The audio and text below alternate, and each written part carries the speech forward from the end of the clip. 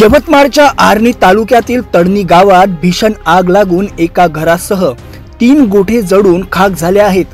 गावालगतच्या शेतातील धुरा पेटविल्याने उडालेल्या ठिणगीमुळे या आगीने रौद्र रूप धारण केले।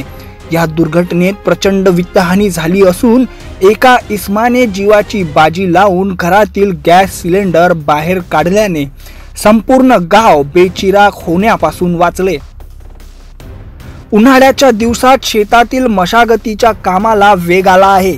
आर्णी तालुक्यातील तडणी गावाच्या शेजारील शेतात धुरा पेटवण्यात आली होती, मात्र वाऱ्याच्या वेगाने ठिणगी पुडून एका घराला आग लागली। पाहता पाहता आगीने घरालगतचे 3 गोठे कवेत घेतले।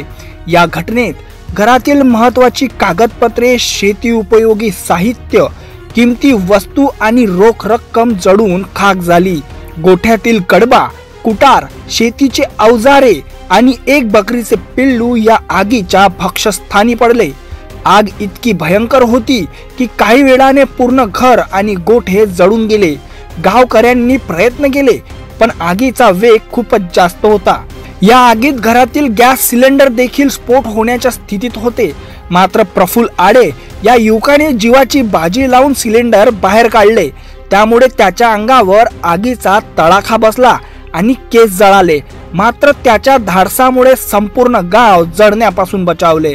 आग इतकी भयंकर होती की गावकऱ्यांनी प्रयत्न करूनही ती आटोक्यात येत नव्हती। अखेर घाटंजी व आर्णी नगरपालिकेच्या अग्निशमन दलाच्या जवानांनी घटनास्थळी धाव घेतली आणि पाण्याचा मारा करून आग आटोक्यात आणली। या घटनेची माहिती मिळताच आमदार राजू तोरसम यांनी तडणी गावाला भेट देऊन पीडित कुटुंबाची विचारपूस केली। नुकसानग्रस्त कुटुंबांना तात्काळ मदत देण्याचे आश्वासन त्यांनी दिले। तसेच तहसीलदार आर्णी यांच्या मार्गदर्शनाखाली प्रशासनाने पंचनामा करून अहवाल सादर केला आहे।